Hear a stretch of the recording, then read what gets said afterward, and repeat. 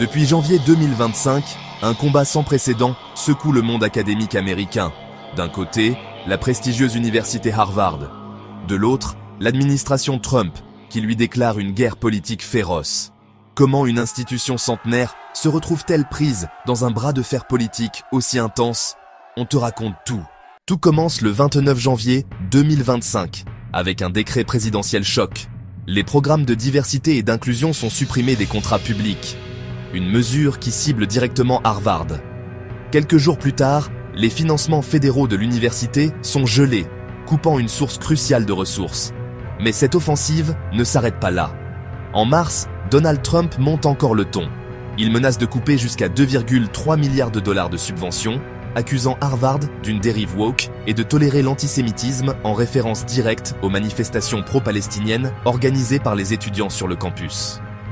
Il exige des audits et des réformes drastiques des politiques d'admission, mais Harvard refuse catégoriquement, dénonçant une ingérence politique. En avril, la tension explose. La Maison-Blanche bloque définitivement les financements et menace de retirer le statut fiscal avantageux de Harvard, un coup dur pour l'université. Face à cela, Harvard riposte en justice, invoquant la violation de son autonomie académique, protégée par la Constitution américaine. Mais l'affrontement prend une tournure encore plus grave en mai, quand le département de la sécurité intérieure révoque le droit de Harvard à accueillir des étudiants étrangers.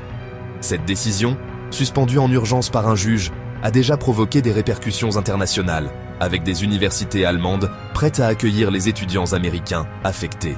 Le dernier coup de théâtre date du 27 mai, la Maison-Blanche annonce vouloir mettre fin à tous les contrats fédéraux avec Harvard, évalués à 100 millions de dollars. Un véritable coup dur qui pourrait isoler davantage l'université.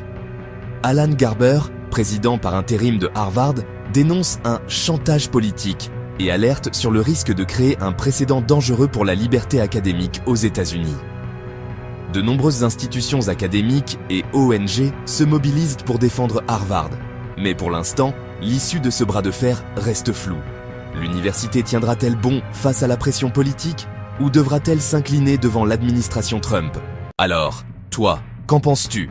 Ce combat est-il la défense légitime de la liberté académique ou une bataille politique inévitable dans l'Amérique d'aujourd'hui? Dis-le nous en commentaire, on veut savoir ton avis.